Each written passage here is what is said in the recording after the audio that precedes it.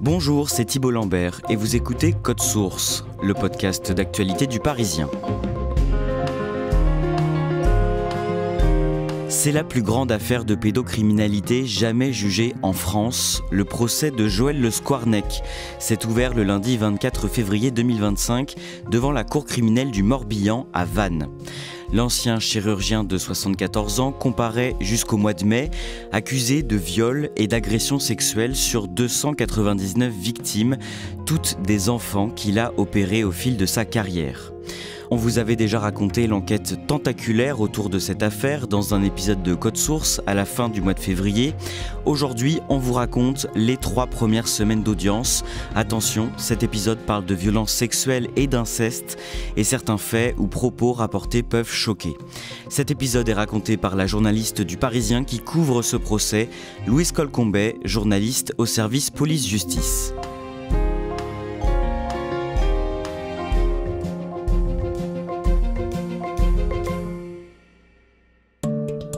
Joël Le Squarnec a déjà été jugé à huis clos en 2020 dans un premier volet de cette gigantesque affaire de pédocriminalité. La cour d'assises de Charente-Maritime à Saintes avait condamné le chirurgien à 15 ans de réclusion criminelle pour des faits de viol sur une de ses nièces et une voisine âgée de 6 ans et pour atteinte sexuelle sur une autre nièce ainsi qu'une jeune patiente à l'hôpital dans les années 90. Louise Colcombet, ce nouveau procès de 2025 vise cette fois à déterminer si Joël Le Squarnec a bien commis des abus sur des centaines d'enfants qu'il a opérés ou bien qui se trouvaient dans son cercle familial et amical. L'accusation se base principalement sur des journaux intimes saisis chez lui au cours d'une perquisition en 2017, des carnets noirs comme ils sont surnommés au cours de l'enquête. Qu'est-ce qu'ils renferment en résumé ? Il y a en fait la vie de l'œuvre, si j'ose dire, de Joël Le Squarnec, qui est quelqu'un qui collectionne beaucoup et qui note méticuleusement tout ce qu'il fait, y compris tous les opéras qu'il a vus ou tous les livres qu'il a lus dans sa vie. Et donc son obsession, c'est sa vie sexuelle, sa pédophilie. Il annote tout dans des carnets, tous ses méfaits, avec des listes qui sont classées filles-garçons, qui s'appellent Vulvette et Kékette, c'est leur nom, où il va donner des noms d'enfants avec leur âge, leur adresse, une description succincte de ce qu'il leur a fait. Et puis après, on a son journal intime où là, il raconte par le menu tout ce qu'il fait dans la vie et il va rentrer plus en détail sur les abus qu'il a commis. Et donc, quand en 2017, l'enquête s'ouvre au départ pour la petite voisine âgée de 6 ans, la voisine de Joël Le Squarnec à Jonzac en Charente-Maritime, cette découverte, elle précipite l'affaire dans une dimension totalement hors norme. C'est du jamais vu, en fait. On se retrouve avec des milliers et des milliers de pages à décortiquer et autant de noms de potentielles victimes qu'il va falloir contacter. Cette longue enquête a permis de renvoyer Joël Le Squarnec devant la cour criminelle pour des faits de viol et d'agression sexuelle sur 299 victimes présumées. Pendant l'instruction, est-ce qu'il a reconnu certains faits ? Oui, il en a reconnu beaucoup et il a nié beaucoup aussi tout ce qui était viol sur des fillettes. Autant les garçons, il a pu le dire, il l'a expliqué, il faisait passer beaucoup de ses gestes pour des gestes médicaux, notamment des touchés rectaux concernant les garçons, où il expliquait que parfois au prétexte de décaloter un petit garçon, il en profitait pour faire des gestes évidemment non médicaux. Mais sur les petites filles, il bloquait et il disait c'est pas possible, elles auraient eu mal, donc en gros, j'ai fantasmé, ce que j'ai écrit c'est pas la vérité, j'ai exagéré. Et donc on arrive quand même avec ce procès, avec des questions, est-ce qu'il va reconnaître tout ou partie ou est-ce qu'il va continuer à nier ?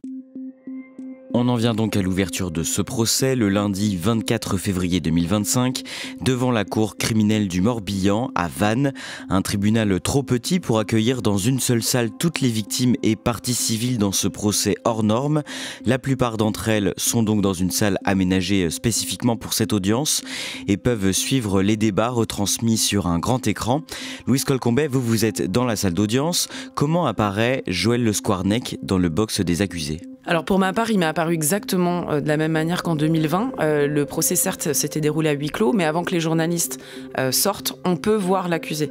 Il était habillé exactement de la même manière, pull gris, chemise grise et une veste noire.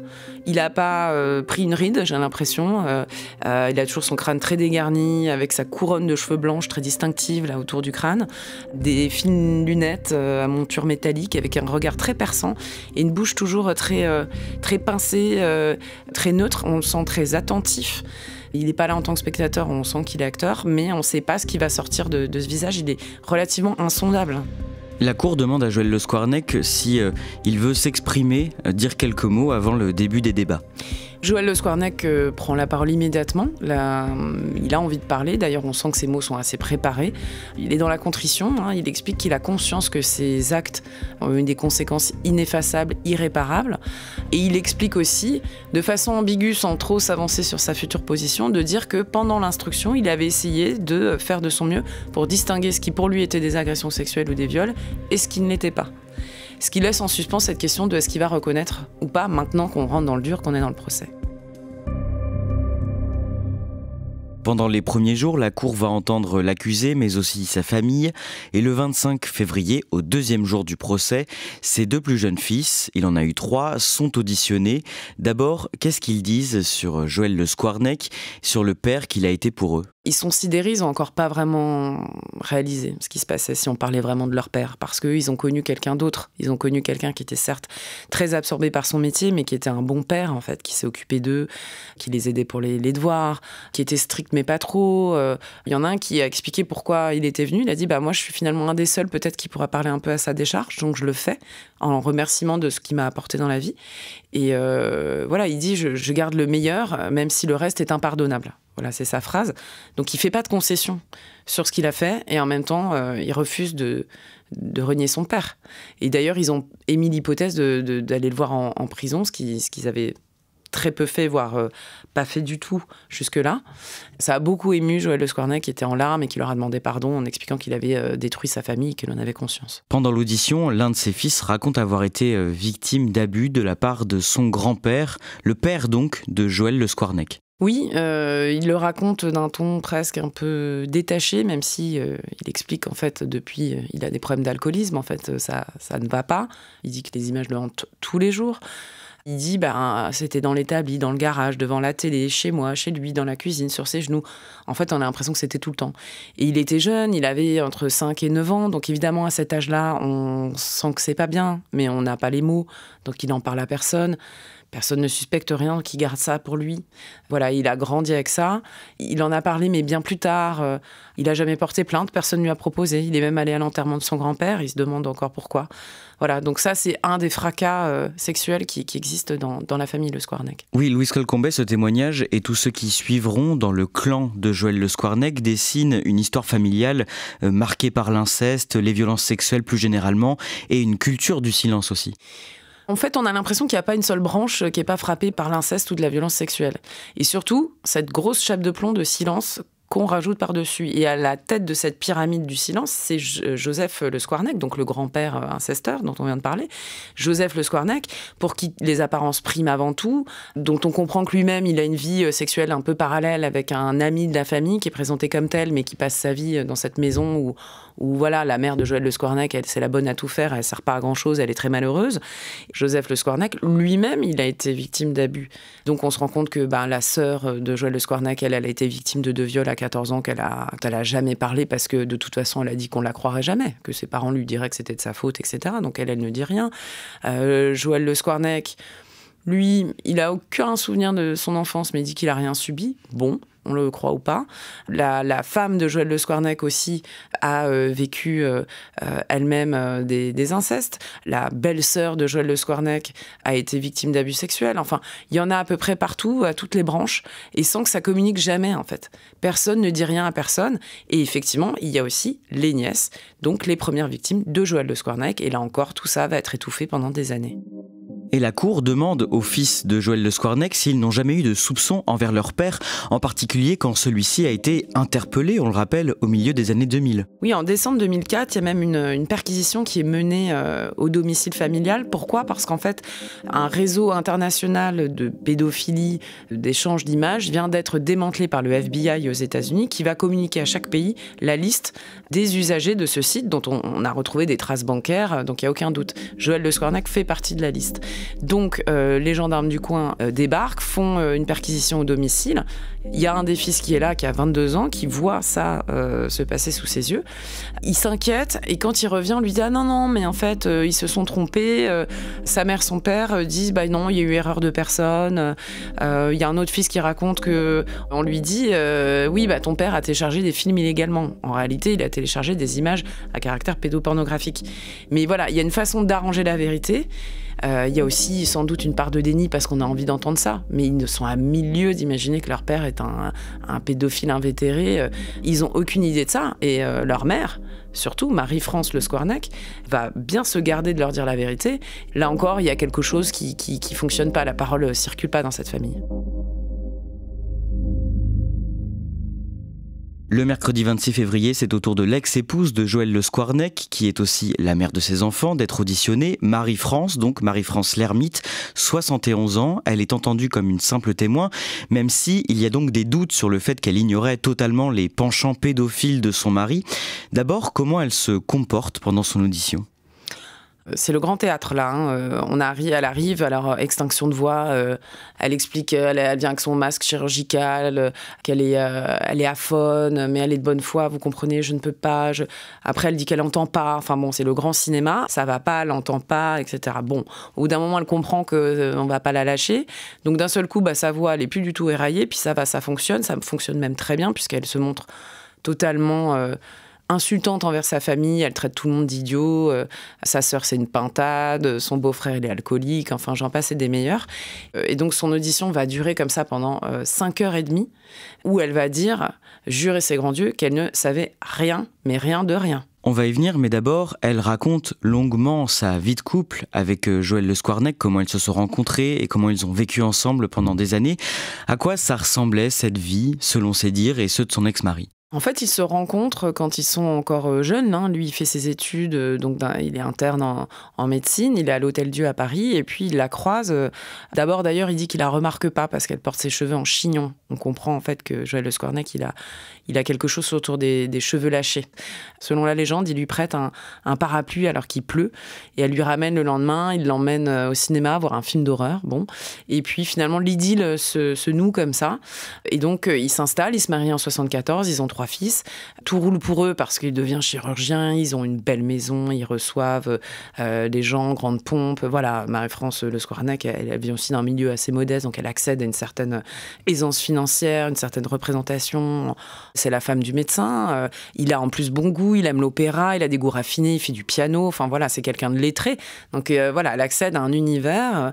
Et alors, selon elle, l'éloignement du couple ce serait fait parce que, voilà, dissension classique, il me traitait comme la boniche, voilà, j'étais triste de ça, alors que Joël Le Squarnec, c'est pas du tout ce qu'il raconte, c'est qu'en fait, au milieu des années 80, il commence déjà à agresser des petites filles, en l'occurrence sa nièce, et que il dit, à partir de là, je ne pensais plus qu'à ça. Il a plus de désir pour sa femme, ou très très peu, donc en fait, l'éloignement, il date de là. Alors elle dit qu'elle s'en est pas trop rendue compte, etc.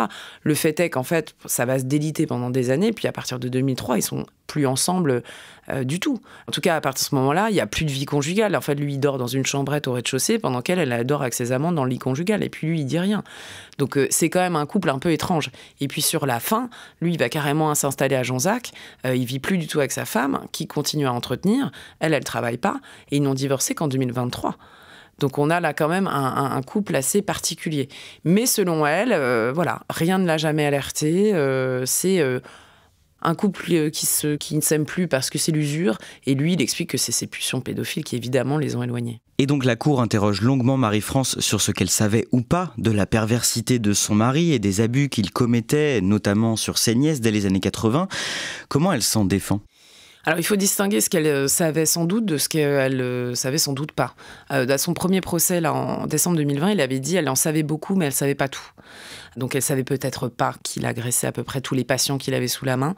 En revanche, dans le cercle familial, il est quasiment impossible, inaudible de prétendre qu'elle ne savait rien. D'abord parce que c'est écrit dans les carnets de Joël Le Squarnec qui raconte en 1996 C'est une catastrophe. Elle sait que je suis pédophile. Ce « elle », il revient de nombreuses reprises. Elle, c'est Marie-France, évidemment.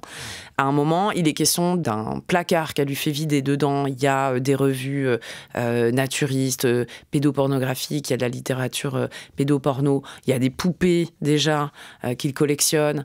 Il y a des carnets, parce qu'au départ, les carnets étaient manuscrits. Ils ont ensuite été retranscrits sur ordinateur, etc. Il y a tout un tas de choses. Et puis même, il écrit à un moment qu'en fait, il a détruit 2 années de ses journaux intimes. Parce qu'elle a tout découvert. Elle-même, elle reconnaît qu'elle avait surpris des regards insistants sur des fillettes. D'ailleurs, elle-même, elle en parle à d'autres gens de ça. Dans les années 2000, il y a des amis de la famille qui, au départ, ils sont invités au mariage de leur fille, puis soudainement, ils sont plus invités. Et en fait, elle comprend que c'est parce qu'en fait, il est encore frappé dans cet entourage-là, et qu'elle écrit une lettre qui existe, qui est au dossier, enfin qui a été versée en fait pendant le premier procès, qui a été retrouvée par cette dame. Dans cette lettre, elle reconnaît à mots couverts, elle ne dit pas « je sais que mon mari est pédophile, a commis des abus sur votre fils et votre fille », mais en gros, voilà, elle dit très bien qu'elle sait de quoi il retourne. Le passé nous rattrape toujours, elle écrit, elle implore de ne pas ébruiter parce qu'elle dit que l'un de ses fils, il faut le préserver, qu'il ne connaît pas le passé de son père. Donc, qu'est-ce qu'elle veut dire par là, en fait ? C'est quoi son passé ?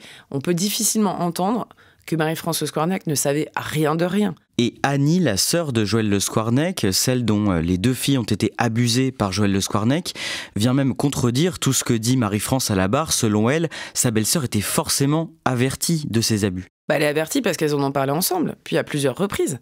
Une fois que sa fille, Annie, lui dit « tonton Joël m'a fait ça, etc. », elle va voir son frère. Ils ont une discussion dans la voiture, il reconnaît les faits, il pleure, et puis il lui dit « Marie-France sait ». Donc après, elle en reparle, elle, à Marie-France, mais à plusieurs reprises.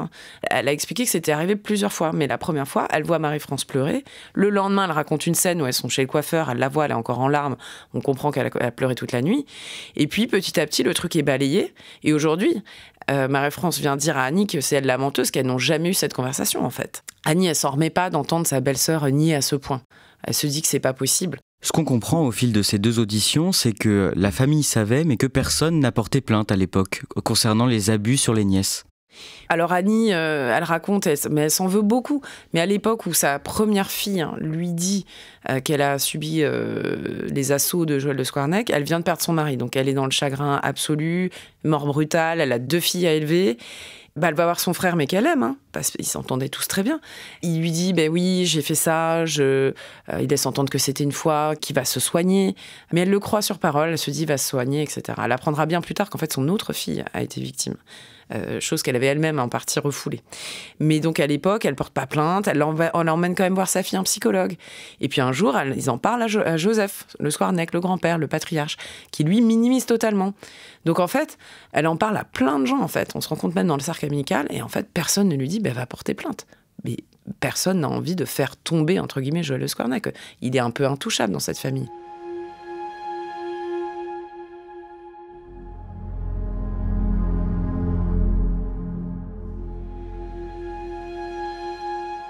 Alexandra, l'une des nièces de Joël Le Squarnec, est donc sa toute première victime, selon lui, vient témoigner à son tour à la barre. Elle a aujourd'hui 47 ans et elle livre un témoignage douloureux sur les abus qu'elle a subis de la part de son oncle, des abus incessants. Oui, en fait, elle est toute petite, elle date de l'âge de 5 ans, le jour où elle est pour la première fois agressée. Et voilà, et au départ, ça commence par des caresses, il lui demande de soulever sa robe, de regarder le maillot de bain, et puis au fur et à mesure des années, ça va s'amplifier pour devenir non seulement incessant, il la pourchasse dans la maison jusqu'au le jour de sa propre première communion. Et le comble, c'est même qu'un jour, lors d'une partie de cache-cache, entre guillemets, il la trouve, bien sûr, et en fait, à ce prétexte-là, il va se rapprocher d'elle, et puis en fait, il est en train de lui poser un bisou sur le haut des fesses. Et à ce moment-là, la mère d'Alexandra passe dans le couloir et voit ça. Et Alexandra se souvient de l'élastique qui claque contre ses fesses. Et sa mère voit ça. Et bien sa mère, qu'est-ce qu'elle fait ? Rien. Parce qu'elle-même, c'est une ancienne victime et qu'elle se dit « je suis en train de projeter, c'est pas possible, mon beau-frère peut pas être quelqu'un comme ça ». Et donc Alexandra, elle se mure dans le silence à l'époque, parce qu'elle n'a pas l'âge de mettre des mots dessus, qu'elle comprend pas, que c'est quelqu'un qui est très respecté dans la famille. Son petit frère est malade, évidemment, Joël Le Squarnec lui a trouvé les meilleurs spécialistes, etc., etc. Il y a une bienveillance permanente qui va endormir tout le monde, de la part de Marie-France, de la part de Joël. Et finalement, voilà, elle va rester avec ce fardeau qu'elle est venue livrer là pour la première fois à l'audience. Et concernant son cas à elle vient déposer à la barre alors que les faits sont prescrits. Oui, c'est terrible parce qu'en fait, elle est la première de la liste. Et Dieu sait que c'est pas facile d'avoir ce fardeau-là sur les épaules. Mais en plus, quelque part, il la désigne comme l'élément déclencheur. Je cite. Il dit que c'est un jour qu'elle est venue se réfugier sur ses genoux et que ça l'a titillée et qu'il serait subitement devenue pédophile. Marie-France Le Squarnec, d'ailleurs, elle a eu des mots terribles à son encontre. Elle a dit oui, elle était pendue tout le temps à son cou. Après tout, quelque part, elle l'aurait aguiché. Donc bon, ça a scandalisé tout le monde. Elle se retrouve la première et donc elle a même à un moment essayé de porter plainte. Elle a fait une tentative. Elle a appelé le 3919, qui est le numéro Allô, enfance en danger. Et en fait, au téléphone, elle a quelqu'un qui la renseigne mal et qui lui dit que les faits pour elle sont prescrits. Alors qu'en réalité, à cette époque-là, ils ne l'étaient pas. Louise Colcombet, le vendredi 28 mars, Joël Le Squarnec est confronté au témoignage à la barre de son fils aîné, Erwan. Oui, alors Erwan, il est comme ses autres frères et... Bon, il raconte quand même que lui, il s'est détaché plus tôt de ce système. Il pense que ses frères sont peut-être encore un peu sous emprise de sa mère. Mais lui, il a une particularité aussi, parce que l'histoire se répète au sein de la famille, c'est que sa fille fait partie des écrits. Sa fille qui aujourd'hui a 12 ans. Mais les écrits parlent d'elle quand elle est bébé. Elle est mentionnée une douzaine de fois, mais la première fois, elle a quelques mois. Ses écrits sont très tendancieux. Au premier procès, on lui en avait lu des extraits, d'ailleurs, et on ne lui avait jamais dit. D'un seul coup, on lui a lu des extraits où il découvre en fait son père projetant des fantasmes sur sa propre fille à lui. Donc il était sorti dans un état, enfin bon, tout le monde avait eu peur qu'il fasse une bêtise en sortant de la cour d'assises, tellement c'était violent. Et là, il revient, il parle de son père, et puis là, Joël Le Squarnec prend la parole, et là, il dit « J'ai commis, enfin ce sont ses mots, j'ai commis des abus sur ta fille, sur ma petite fille. » Donc là, deuxième coup de massue, deuxième procès, deuxième coup de massue. Cet homme-là, il n'a pas d'avocat, personne ne l'a conseillé pour porter plainte, et d'un seul coup, il se retrouve là avec abus. Personne ne rebondit, c'est noté au procès verbal. Donc là, on sait à partir de ce moment-là qu'il y aura un autre procès. Alors, il y aura au moins une autre enquête pour savoir ce qu'il a réellement commis sur sa petite fille. Et là, c'est énorme, parce que son fils, il se retrouve avec, dans sa propre famille, sa fille qui est potentiellement victime, et à qui il va devoir apprendre la chose en rentrant le soir chez lui, quoi. Les lundis 3 et mardi 4 mars, l'accusé est invité à s'exprimer longuement sur son parcours de vie et comment il a basculé dans toutes ces perversions, c'est le mot qu'il choisit. Alors, Joël Le Squarnec, quand on démarre dans l'enfance, il n'y a rien. Il n'y a pas de souvenir. Et il dit moi, je suis sûr qu'on m'a rien fait. Bon, c'est un peu contradictoire. Mais donc, on démarre directement à l'âge adulte, finalement. Et il va expliquer que, voilà, encore une fois, c'est presque de la faute d'Alexandra, donc cette première nièce qui va déclencher ses désirs pédophiles. Voilà, il raconte comment, au début, avant Internet, il allait se procurer des revues spécialisées dans certaines librairies bien connues du 6e arrondissement, des revues naturelles. On en a vu certaines projetées à l'écran.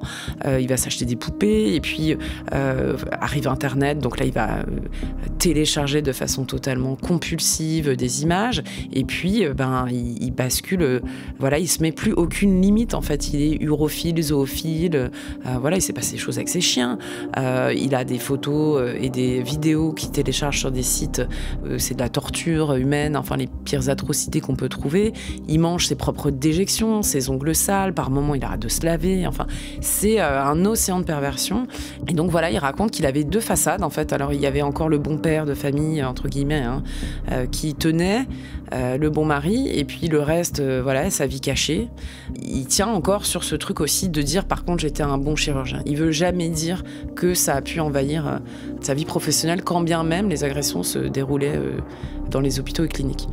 Et donc voilà, il raconte une vie de perversion, il s'en cache pas, mais il dit voilà, je me mettais plus de limites et voilà, il n'en explique pas l'origine, c'est ça qui est étonnant. Et il n'a pas travaillé là-dessus non plus. Et quand il raconte tout ça, ce goût pour la transgression qui est vraiment sans limite, comment réagit la cour et toutes les personnes qui assistent à l'audience ? Alors nous, journalistes, on voyait l'écran géant là, de la salle où sont les victimes, où étaient assises les victimes. Franchement, certaines, au bout d'un moment, se sont levées parce que c'était quand même assez écœurant. On avait des détails, certaines photos qui ont été montrées. Et au bout d'un moment, c'est vrai qu'en tant que victime, il y a des choses qui sont pas audibles. Et honnêtement, on peut comprendre qu'elles aient quitté la salle. Le jeudi 6 mars, une femme qui s'appelle Oriane vient déposer à la barre. C'est la toute première patiente victime de Joël Le Squarnec à s'exprimer dans ce procès. Elle dénonce des abus qui remonteraient au mois de janvier 1992. Elle apparaît en visioconférence. Oui, elle apparaît très prête. On sent qu'elle attend ce moment depuis un moment. Elle a préparé ses notes, qu'elle tient devant ses mains, etc. Et alors, comme première victime, elle n'est pas du tout ce qu'on attendait. On a beaucoup dit qu'en fait, les victimes n'avaient pas de souvenirs parce qu'elles étaient endormies. En fait, on se rend compte. La réalité, c'est qu'en fait, souvent, les choses se passaient dans la chambre, en fait, lors des visites que faisait Joël Le Squarnec. Donc là, les victimes n'étaient pas endormies, n'étaient pas au bloc.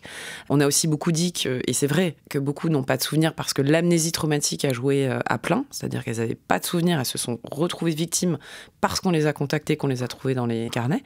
Mais en revanche, elle se souvenait très bien. Elle se souvenait très bien et d'ailleurs, elle a essayé d'alerter. Sauf que à 9 ans, on n'a pas les mots. Et donc, elle essaye de dire ça à sa mère, qui n'entend pas. En fait, sa mère comprend, bah oui, ton opération de l'appendicite s'est mal passée, elle a une cicatrice qui s'est mal refermée. Donc, quand elle lui dit que le médecin lui a fait mal, elle comprend ça, sa mère. Et elle lui répète plusieurs fois, elle hurle qu'elle ne veut pas retourner à l'hôpital parce qu'il faut réopérer pour la cicatrice. Elle se débat. Personne ne comprend pourquoi elle a ce rejet. Après, elle insiste auprès de sa mère pour venir avec elle chez le gynécologue et se faire examiner.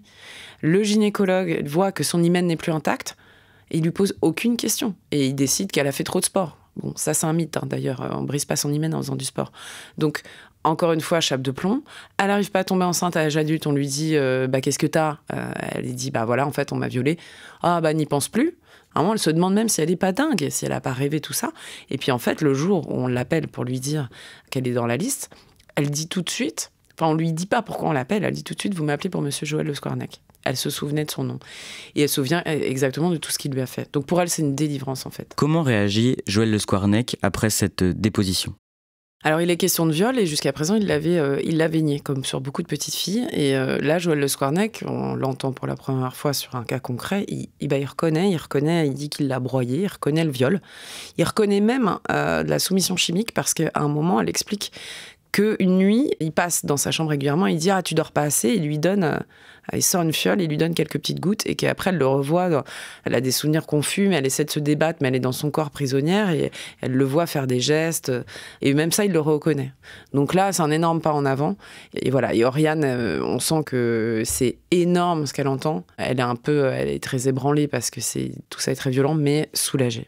Louise Colcombet, vous l'avez dit, les victimes qui se succèdent ensuite à la barre, pour bon nombre d'entre elles, ont été frappées d'amnésie traumatique, mais elles ont gardé des séquelles de ce traumatisme une bonne partie de leur vie. Oui, alors c'est ça qui est très intéressant dans ce procès, c'est de mesurer à quel point le corps a une mémoire en fait. L'amnésie traumatique, ça vient se déposer après les faits, mais en réalité sur le moment en général, les enfants ils ont la conscience que c'est pas normal ce qui est en train de se passer. Mais comme tout vient leur expliquer rationnellement par ailleurs que c'est normal, c'est un médecin, il sait ce qu'il fait. Et donc, ils se souviennent pas, mais en revanche, on a énormément de gens qui ont développé des troubles alimentaires, des enfants qui sont mis en fait à être très en colère, chute des résultats scolaires, pipi au lit à répétition, des enfants qui ont une adolescence terrible, qui ont sombré dans la drogue, l'alcool, des gens qui ont eu des parcours de vie fracassés et qui ne savaient pas pourquoi. Leur vie sexuelle, n'en parlons pas, c'est un calvaire. Il y en a une qui raconte que dès qu'elle a un rapport sexuel, elle vit ça quasiment comme un viol. Elle se dit, il y a quelque chose, c'est pas possible. Donc pour beaucoup, il faut comprendre que c'est aussi une libération. Ça met enfin une explication sur leur mal-être. Alors ça résout pas tout d'un coup de baguette magique. Enfin, quand on a l'origine du problème, ça aide quand même beaucoup à se reconstruire. Donc pour elle, ce procès, il est très important à ce niveau-là. Une autre victime présumée, Amélie, vient témoigner devant la cour. Elle s'adresse directement à Joël Le Squarnec dans son box. Elle lui demande de la libérer de cette incertitude. Racontez-nous cet échange. Amélie Lévesque, c'est particulier parce qu'elle, elle aurait même pas dû se trouver au procès. Pourquoi ? Parce que dans son carnet, Joël Le Squarnec, il ne parle que d'un regard, où il regarde son sexe de petite fille. Donc il n'y a pas d'infraction constituée en tant que telle. Sauf qu'elle, à ce moment-là, au moment où explose l'affaire au niveau médiatique, ça fait des années qu'elle va mal, qu'elle est anorexique, son mariage a explosé, etc. Elle sent qu'il y a quelque chose et elle sait que Joël Le Squarnec l'a opérée quand elle était petite. Et quand l'affaire explose, elle se dit, elle contacte les gendarmes, elle dit non, il n'y a qu'un regard. Elle se dit non, il n'y a pas qu'un regard. Et là, elle va faire de l'hypnose et les souvenirs vont remonter. Et pour elle, il y a bien plus que ce qui est écrit dans le carnet. Elle parle de viol. Donc pour elle, c'est ultra important ce moment. Et là, Joël Le Squarnec, elle lui dit, s'il vous plaît, redonnez-moi ma joie de vivre, s'il vous plaît, libérez-moi. En gros, j'ai besoin que vous reconnaissiez. Et là, il va reconnaître. Comme souvent, il dit que lui, il se souvient pas. Mais avant, pendant l'instruction, quand il se souvenait pas, il disait mais ils doivent se tromper.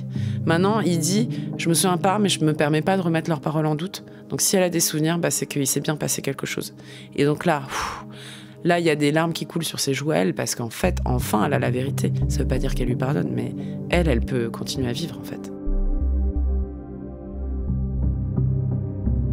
Et là, précisément, on est dans un cas où ce qui est décrit dans le carnet est beaucoup moins grave que ce qui est arrivé en réalité. Oui, c'est pour ça aussi que les carnets, ça a servi de guide dans l'enquête, parce qu'évidemment, c'était une source énorme, mais en fait, il faut s'en méfier, parce que, en fait, sans doute, ils sont minorés.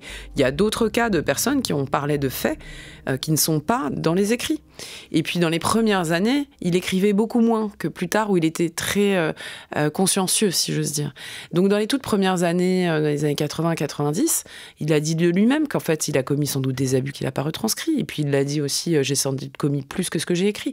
Donc, en fait, c'est presque sans fin, là. Louise Colcombet, on voit qu'au fil des jours, audition par audition, Joël Le Squarnec finit par reconnaître les faits, même quand il ne s'en souvient pas. C'est le signe d'un début de prise de conscience ? Oui, sans doute, parce que en décembre 2020, lors de son premier procès, il avait quand même nié une partie des faits, notamment sur sa voisine, celle qui est à l'origine de tout. Mais là, on dirait qu'il y a peut-être un nouveau Joël Le Squarnec. Alors, est-ce que c'est stratégique ou est-ce que c'est un repentir sincère ? Il a beaucoup répété toujours les mêmes mots. Il dit « je sais que j'ai causé de la dévastation », etc. Parfois de façon mécanique. On n'était pas tous d'accord, nous les journalistes, mais c'est vrai que moi, personnellement, je l'ai senti à plusieurs reprises assez ébranlé par ce qu'il entendait, assez sincère. Donc, Joël Le Squarnec, là, il est en train de tout lâcher. Donc, il y a sans doute eu un gros travail avec ses avocats pour qu'il arrive à sortir de son déni qu'il a habité pendant des années, parce que c'est ça aussi qu'il a dit, c'est qu'il n'avait aucune honte. Pendant des années, il l'a dit, j'étais porté par un sentiment d'impunité. Il savait qu'à terme, il allait tout détruire, sa famille, tout le monde, etc. Mais il cédait à ses envies, à ses pulsions. Et donc là, il est en train de réaliser peut-être tout le mal qu'il a fait. Le jeudi 20 mars, la Cour assiste à un échange entre Joël Le Squarnec et maître Maxime Tessier, son avocat. Qu'est-ce qu'ils se disent ? En fait, ce jour-là, ça se passe, c'est un moment qui est à huis clos, justement, à la demande d'une victime qui, finalement, d'ailleurs, ne vient pas ce jour-là. Et donc, il finit par lui demander très clairement à ce que, en gros, les 299 victimes, vous reconnaissez les faits pour tous. Et là, Joël Le Squarnec, il pinaille plus. Là, il dit oui pour les 299. Donc, c'est très important. C'est-à-dire que ça enlève, quelque part, le doute pour d'éventuelles victimes qui se seraient dit « ah, je vais pas y aller, j'ose pas, je sais pas ». En fait, le chemin est déblayé, si j'ose dire, sur le plan de la commission des faits ou pas. Après ces déclarations, le parquet général de Rennes annonce l'ouverture d'une enquête préliminaire pour continuer les investigations et rechercher éventuellement des victimes qui n'auraient pas été identifiées pendant l'instruction. Louise Colcombet, on en revient à cette audience, cette reconnaissance de culpabilité totale de Joël Le Squarnec. Qu'est-ce qu'elle va changer pour les débats qui doivent durer, je le rappelle, jusqu'au mois de mai ? Ça change tout et rien, si j'ose dire. En fait, il n'y avait pas de mystère sur la peine. Tout le monde sait que, y compris lui-même, que Joël Le Squarnec, il encourt 20 ans, c'est le maximum. Il sera sans doute condamné à 20 ans, mais ça, c'est pas le sujet. Ensuite, le fait qu'il reconnaisse, c'est important pour chacune des victimes qui a besoin de se reconstruire, d'entendre ça. Donc ça, c'est très important, mais en fait, ce procès, il va au-delà de la simple reconnaissance de culpabilité ou de savoir combien de temps Joël Le Squarnec va aller en prison. L'enjeu, il est ailleurs aussi, c'est-à-dire que ça dit beaucoup de choses sur les silences dans les familles, comment l'inceste n'est jamais révélé, comment on doit écouter des enfants quand ils parlent, avec leurs mots, les écouter et surtout ne pas privilégier l'ordre familial au détriment de la santé des enfants. Et puis après, au niveau de l'ordre des médecins, ce sont des faits qui vont être examinés plus tard en mai, mais on sait que Joël Le Squarnec, à un moment, des gens ont essayé de tirer la sonnette d'alarme. Il a même été embauché alors que la directrice savait à Jonzac qu'il avait été condamné pour détention d'images pédopornographiques. Là encore, il y a quelque chose à aller interroger sur comment on regarde aujourd'hui, qu'est-ce que c'est la détention d'images pédopornographiques, où on le banalise alors que c'est souvent le début d'autre chose.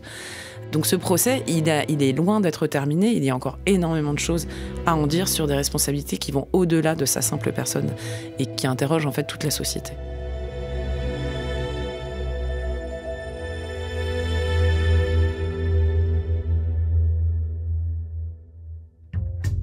Merci à Louise Colcombet, Louise qui reviendra à ce micro dans quelques semaines pour nous raconter la suite de ce procès. En attendant, tous ces comptes rendus d'audience sont à retrouver sur leparisien.fr. Cet épisode de Code Source a été produit par Clémentine Spiller et Pénélope Gualquierotti. Réalisation Julien Moncouquiol. N'hésitez pas à nous laisser des pouces en l'air et des commentaires sur les plateformes d'écoute et sur YouTube. C'est ce qui nous aide le plus à nous faire connaître. Et ne ratez pas non plus Crime Story, notre podcast fait divers, avec une nouvelle affaire criminelle à découvrir chaque samedi.